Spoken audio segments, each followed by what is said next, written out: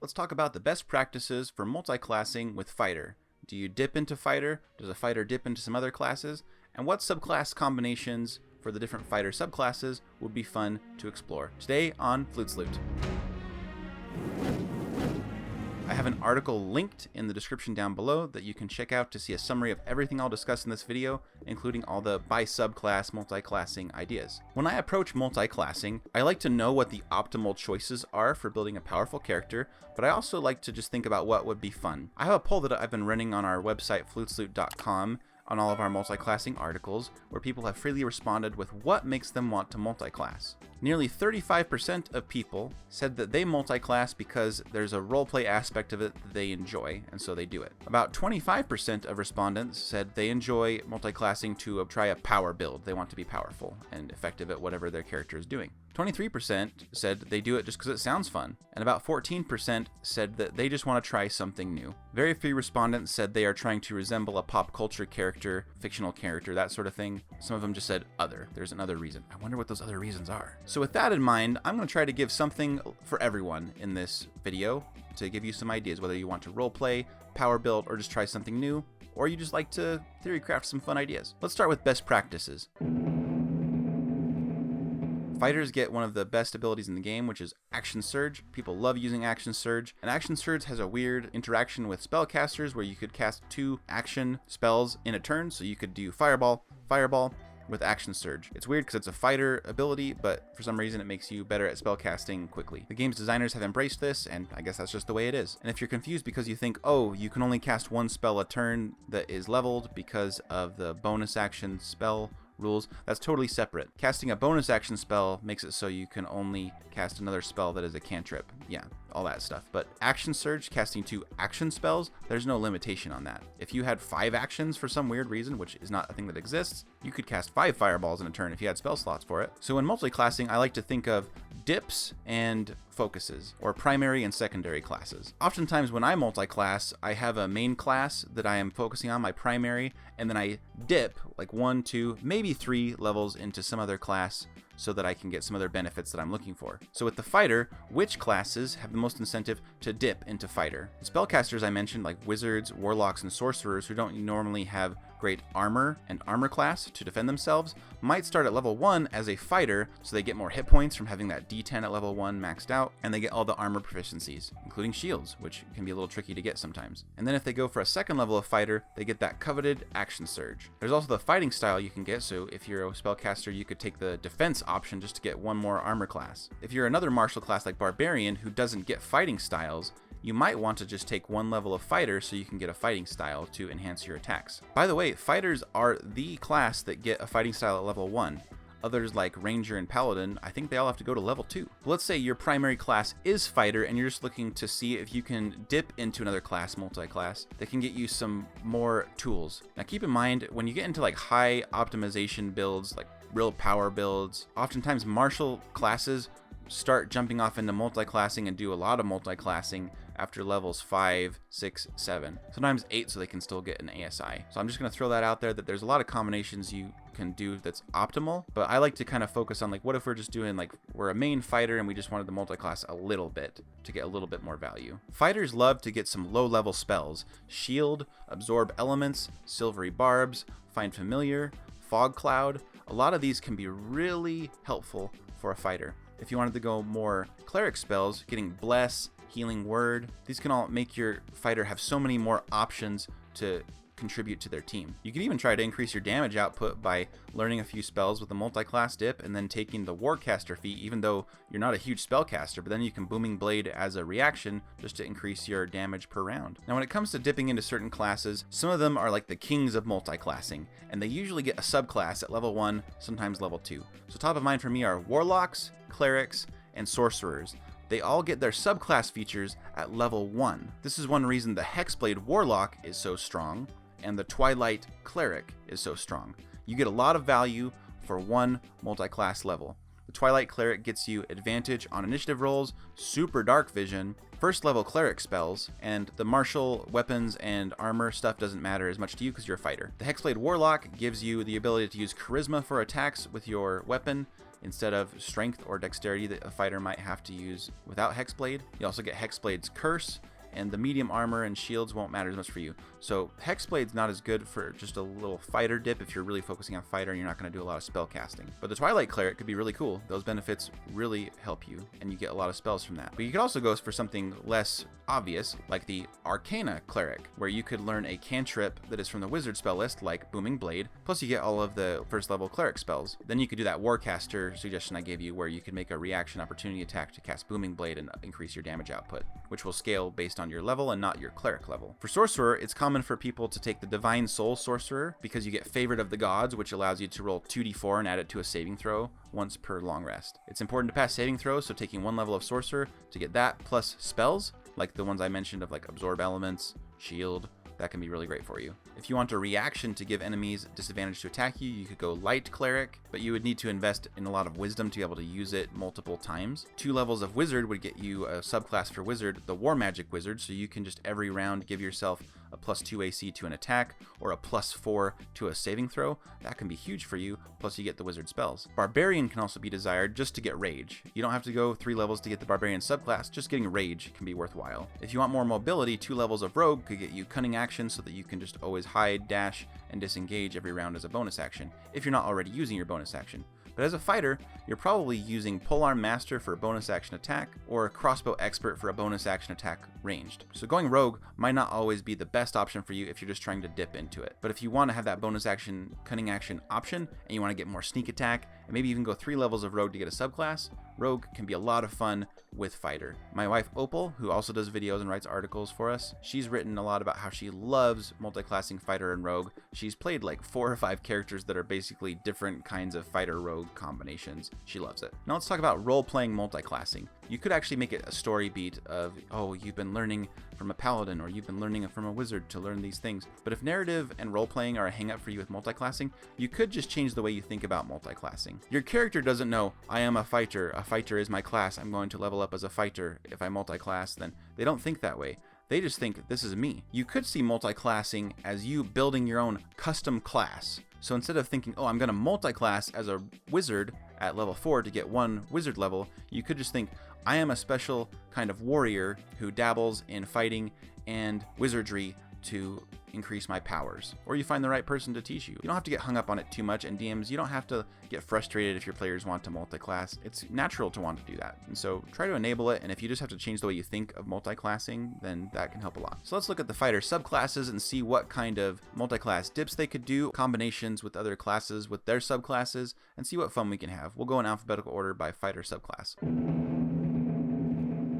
Let's start with the Arcane Archer. I think it would be fun to multiclass with a Drake Warden Ranger, which can eventually ride on its Drake. You could use Grasping Arrow as an Arcane Archer and get an ASI with 4 levels of Arcane Archer so that you could do aerial combat with other flyers and use Grasping Arrow to try to make them fall out of the sky with the Grasping Arrow entangling them. My wife Opal also came up with a character concept. She's not really a power builder, but she had some fun making one years ago called a Hex Archer, which is 10 levels of Hexblade Warlock, 3 levels of Gloomstalker Ranger, and 7 levels of Arcane Archer Fighter. You've lived in the dark, studied with the Drow, and learned how to weave their dark magic into your arrows. Now you call upon a patron to grant you sinister power. All you need is your bow and a target worthy of your attention.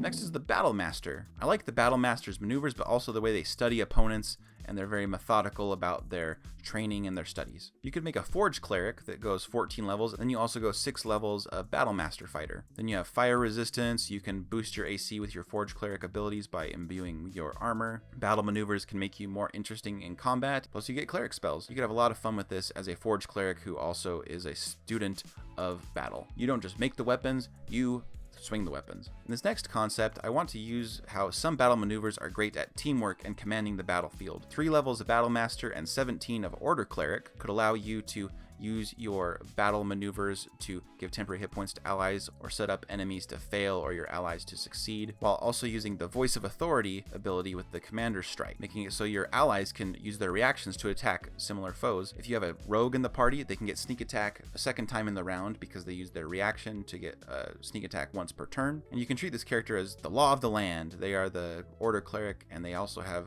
prowess in battle to command those around them. I think that's a super fun idea. Next, you could go Arcane Trickster 17 levels and Battle Master 3 levels. You only really need to make one attack per round that lands your sneak attack as a rogue. Adding a maneuver to that to just add some more damage, especially if you get a crit, to make your crit a little bit more powerful. You're not just an arcane trickster, you are a battle trickster using maneuvers. Rogues can benefit from Action Surge because then they can make an attack on their turn to get sneak attack, and then use Action Surge to ready an attack for the next person's turn to begin. So basically you Action Surge to immediately attack when the next person's turn starts so that you can get sneak attack a second time, because again, it's once per turn, so if you ready an attack on someone else's turn, you can guarantee the sneak attack. It's great for trying to focus down an enemy to take them out fast. Not only that, if you have Booming Blade as a cantrip, you could use Action Surge to ready Booming Blade, so not only are you doing a rogue attack, but you're also adding Booming Blade to that attack. Playing into the study of your enemies, you could do Battle Master 12 and Mastermind Rogue 8. You can use the help action from up to 30 feet away as a bonus action as a Mastermind Rogue, and you can treat your Mastermind ability in combat as the reason you have superiority dice and maneuvers. This is a true tactician watching from a horse behind the front lines, commanding what to do and dishing out attacks from range. They can also function as the second line of defense, as the spellcasters might stay extra further back, so you function kind of like a midline fighter. The Battle Master is really versatile, so I'm going to try to speedrun a bunch of these other suggestions. Here we go. Swashbuckler Rogue 15 and Battle Master Fighter 5 to be an extra skilled duelist, using your battle maneuvers to complement your fancy footwork and such of the Swashbuckler, so you can actually kite enemies and dance around the battlefield, striking multiple foes while moving around and making them chase after you if they want to try to get you. Thief Rogue also goes well with the Battle Master, so you could do 17 levels of Thief Rogue, 3 for Battle Master Fighter. Specifically, so you could use Disarming Strike to knock something out of an enemy's hand or off their pouch, their pocket or something, and then use your Fast Hands ability as a Thief Rogue to pick it up. You could potentially take their weapon away from them so they can't fight. Ancestral Guardian Barbarian 17 and Battle Master Fighter 3. The Ancestral Guardian Barbarian is one of the closest things we have to a video game tank character that makes enemies unable to attack anyone but you, but the best we can do is give them disadvantage. But you could try to lock down enemies using some of the Battle Master maneuvers, and you can avoid getting close to them with lunging attack so that you gain reach on your attack, making your Spirit Shield affect that enemy so they have disadvantage to attack anyone but you, and then you move back so they have to decide whether to chase after you and get opportunity attacked by your allies so they can get to you and make their attacks normally, or settle for attacking your allies with disadvantage that are right there next to them. Battle Master 3 and Blade Singing Wizard 17. The Blade Singer is a popular choice because people like that Gish sword and shield type style, but the Blade Singer can feel like a trap in some ways because it's still a wizard with a low hit die. Getting some more hit points from Battle Master and adding maneuvers to defend yourself can be crucial. I got this suggestion from a friend of mine who said this feels like a Jedi to them, so if you want to play a Jedi, you might try Battle Master 3 and Blade Singer 17. Another suggestion I saw was from the Form of Dread D&D Tactics blog. It's a Gloomstalker concept that goes 13 levels of Gloomstalker, 3 levels of Battle Master, and 3 levels of Life Cleric. It's what I'd consider a pretty good power build. Combines Life Cleric and Ranger for extra nice good berries, the power of the Gloomstalker, and then the added damage and versatility of the Battle Master's maneuvers. Plus spellcasting. Ranger and Cleric spells are fantastic. Beast Barbarian 16 and Battle Master 4. If you watched my recent video about the Beast Barbarian, you know I love it, and you can gain a lot of utility from the Battle Master. If you're using your claws as a Beast Barbarian, they count as weapons, and you can make many attacks with them, and you could empower each of them with your superiority dice and maneuvers, making it so you can have a really strong Nova round where you're using all of your superiority dice on one really powerful enemy. The next subclass we can look at is the Cavalier Fighter. I like that Cavalier's warding maneuver allows it to get an AC boost, and I like that the Hunter Ranger's multi-attack defense feature allows it to get a defense boost against the same enemy hitting them multiple times. I don't think this is a top tier build or anything, and it's kind of shown up by just getting the shield spell. Next concept is a Swashbuckler 10 and a Cavalier 10. I recommend picking Bugbear so that you have the extra 5 feet of reach on your melee weapon attacks, which will couple interestingly with the Cavalier's Hold the Line feature. You don't need a polearm to cover a larger area with your melee range, allowing you to attack with a finesse weapon to use sneak attack as a reaction. Next up is the Champion Fighter, which I actually recently did a reworking video on this with Shard to make the Champion Fighter cooler and more interesting. If you're interested in that revision, go check it out. So most people who multi-class with Champion will only want to do it for one reason, and that's to get a higher crit range, which is not really a great reason to multi-class, but if you want to also get the action surge and the fighting style along the way, you just want to round it out and get that 3rd level fighter so you can get Champion or even 4th level, that's great. Increasing your crit range is not a big deal unless you have ways to actually deal a lot of damage on a crit. And even then, it's just a 5% boost to your crit. So how about Arcane Trickster Rogue 17 and Champion Fighter 3? This applies all the details of Rogue plus Fighter that I've already described, but you also have more of a chance to crit, and with an Arcane Trickster you also throw in Booming Blade and the sneak attack, so you can actually make use of better crit. The champion could also couple with 4 levels of Berserker Barbarian, another subclass that I have revised and gotten good feedback on, but some people say they like the core Berserker, so I don't know, go check it out and see what you think. You'll be able to score critical hits on 18 to 20, and with the Berserker you could swing a very large weapon and reliably get a bonus action attack if you frenzy. With the Champion Fighter getting 3 attacks, that's 4 attacks you can make per round with advantage with Reckless Attack, landing crits with a greater range. It's a pretty passive build that also throws in the rage mechanics and the frenzy that some people really enjoy. If you don't want to go full champion, you could just do Berserker 4, Champion 4, and then go Watchers or Ancients Paladin. Then you throw in Smiting for the extra critting and getting Reckless Attack and all that stuff, plus some resistance from rage. And you get an aura to give you an initiative bonus with Watchers, or you can resist spell damage with Ancients. Next is the Echo Knight fighter, which is a very complicated subclass and a very strong fighter subclass. Cleric Corner gave me this idea, another YouTuber you should check out. Echo Knight 3 and Phantom Rogue 17. The Phantom Rogue can flavor the Echo instead of it being like another version of yourself from an alternate reality or whatever. It could be an actual phantom that you are summoning, that you have a relationship with where you can teleport and switch spots with it and everything. You just summon spirits for your echoes. You can have your echo move up to someone and attack to get sneak attack damage without you having to even move up there, and you don't have to do a ranged attack. And then if they move away from your echo, you can opportunity attack it, so they need to choose between attacking your echo to destroy it with its 1 hit point, or move past it to potentially get opportunity attacked for more sneak attack damage if it has advantage for some reason or another of your allies is nearby. Another idea comes from Treant Monk, another popular YouTuber for optimizers, and this is a tanky build that protects your allies, which is Ancestral Guardian Barbarian 9, Echo Knight Fighter 4, and War Magic Wizard 7. It might seem strange, but he makes a really great case for why this is an interesting way to protect your allies and control the battlefield as a melee-based character, while also throwing in the War Magic Wizard's utility with spells and its arcane deflection. You could also be a Fey Wanderer Ranger, level 16, and an Echo Knight Fighter, level 4, and treat your Echo Knight as a Fey Spirit that you're using to resemble yourself, and maybe you're doing those like Loki type illusions. You could also go Horizon Walker Ranger, which is all about like portals and that sort of thing, which fits well with the Echo Knight, which is from alternative dimensions. So you could have it be that your Horizon Walker Ranger has a relationship that it's gained through its Horizon Walker theme to gain the Echo Knight Fighter's abilities too. Next is Eldritch Knight. You could go 18 levels of Eldritch Knight and take 2 levels of Blade Singing Wizard, so you could gain Blade Singing and also more wizard spells. After all, Eldritch Knights are pretty strapped for what spells they know, and they don't have a lot of spell slots, but if you could gain Absorb Elements, Shield, Silvery Barbs if available. The Eldritch Knight also has the difficulty of wanting to be a fighter, but also wanting intelligence so it can do some good spell casting, so it usually has to only pick spells that don't require saving throws or attack rolls because it's not as statistically likely to succeed, so it picks things like Fog Cloud, Shield, which is great, and those are good spells, good choices. But if you take 3 levels of Battlesmith Artificer, you could make Intelligence your ability for your attacks, and then you could just focus on Intelligence without having to boost Strength or Dexterity up to 20. Just make sure you use an infusion to make your weapon magical, and then you can do this ability. Next is the Psy Warrior fighter, which was overshadowed by the Rune Knight, but the Psy Warrior feels really cool to me and I like the psionic flavor of it. There's a lot of wizards that would go really well with the Psy Warrior because, like the Eldritch Knight, the Psy Warrior does have incentive to invest a little bit in its intelligence. If you go Abjuration Wizard, you could use your Arcane Ward as if it is a psychic barrier you put up. If you're a Blade Singer, you could treat your Blade Singing defenses as if it's you activating your psionic powers to deflect enemy attacks while you are fighting. If you want to multi-class with Conjuration Wizard, you could use a lot of the teleporting abilities as if that's one of your psionic powers, is to switch places with your allies and teleport around a lot. You could also use the Fog Cloud spell, and with Conjuration Wizard, you can make it so you're less likely to lose concentration on your conjuration spells like Fog Cloud, and then you gain the blind fighting style so that you can go into the Fog Cloud and just still fight enemies that are nearby you without disadvantage, while making it so spellcasters can't target you because they can't see you within the Fog Cloud. Plus, you can summon creatures and have a lot of fun. You could also go Psy Warrior with Graviturgy Wizard, not my favorite of the Wild Mount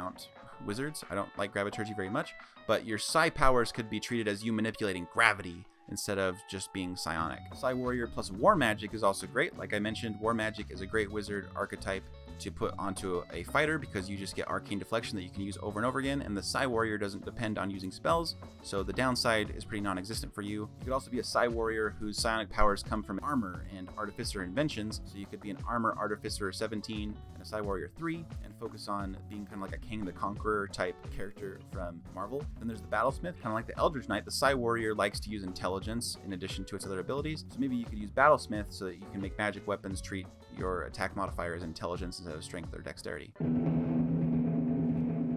Purple Dragon Knight, or Banneret, is next. I only have one idea for it, and it's to go 18 levels of Banneret, so you're a fighter all the way, basically, but you also take 2 levels of Twilight Cleric for all the great utility you get out of that, your Cleric spells, and your Channel Divinity, where you can give temporary hit points to your allies every round, is a great boon for a Banneret fighter whose focus is on supporting allies. Then we have the Rune Knight fighter, which is another fighter I had a lot of ideas for. You can go 17 levels of Mastermind Rogue and enjoy using your help action as a bonus action and using Action Surge in interesting ways, but picking up the Cloud Rune from the Rune Knight could be really interesting as you cause an enemy to attack one of their allies instead of your ally. No save, you just do it. So it's a good ace up your sleeve. Maybe your Mastermind tactics come from studying giants, and that's where you've gotten these abilities you have and you've tapped into their runes. So maybe when you use the help action, maybe you're actually invoking a rune to empower one of your allies instead of like coaching them as a Mastermind default does. Rune Knight also pairs well with the Totem Barbarian because runes and totems, you could see them kind of being combined into one concept and flavor for your character. The Rune Knight could also go 1 level of Peace Cleric so that they can flavor the Peace Cleric's Emboldening Bond ability, where you're adding D-Force to everyone as you activating a rune that maybe you've created a tattoo amongst you and all your allies as a symbol of brotherhood and sisterhood, so that you can embolden them. When you activate the rune, it activates everyone. The Rune Knight also, like with that Cloud Rune, can be seen as very trickstery. So if you multi-class with the Fey Wanderer Ranger, you could flavor the Rune Knight as being more Fey magic, where you can grow and use your Cloud Rune. That just feels very like Peter Pan, Alice in Wonderland to me. If you want to do some shenanigans with the Rune Knight growing and then grappling people and dragging them across your spike growth, then you could go Druid of the Land with the Coast option. You could also gain Mirror Image in this way to up your defenses, and Misty Step so that you have some mobility to get over your own spike growth or whatever you need to do. So you could drag someone through your spike growth and then Misty Step back and go through the spike growth all over again. And last suggestion for the Rune Knight here is to go heavily into Genie Warlock, and then you can treat your rune abilities as if you have some kind of genie functionality behind it instead of runes. Genies can get really big or really small, and they can do tricksy things like the different runes that you get. And again, the Dao Genie Warlock can get spike growth, so that comes up again if you want to make a grappler Genie Warlock with Rune Knight flavoring to it. The next fighter subclass is the Samurai. Focusing on Samurai while taking 1 to 2 levels of Twilight Cleric could be really fun for you. You were raised to work hard while the sun blesses the land and rest with joy in the twilight hours. However, monsters of the night deny rest to you and those you love. You are a Twilight Warrior, and you guard the weak against the night's terrors. The dark vision you gain and the initiative bonus is fantastic, plus cleric spells. Samurai is already pretty sufficient on its own to use its bonus action to gain advantage and then do lots of attacks. You'll be sacrificing that level 20 fighter ability, but if you're not going to level 20, then maybe just a quick Twilight Cleric dip will do you well. You can go 2 levels of Twilight Cleric for the awesome Channel Divinity. Another cleric you might consider is the Forge Cleric, where you can just increase your defenses or imbue your weapons with just 1 level, plus you get all the cleric spells. And Samurai fighters already have incentive to invest a little bit in wisdom because they get that wisdom boost to some of their checks, and they get wisdom saving throw proficiency. You could also couple the Samurai fighter with the Hexblade Warlock. The Samurai has abilities that imply it's supposed to be persuasive and diplomatic, so investing in charisma along with the wisdom boost it gets could be really good,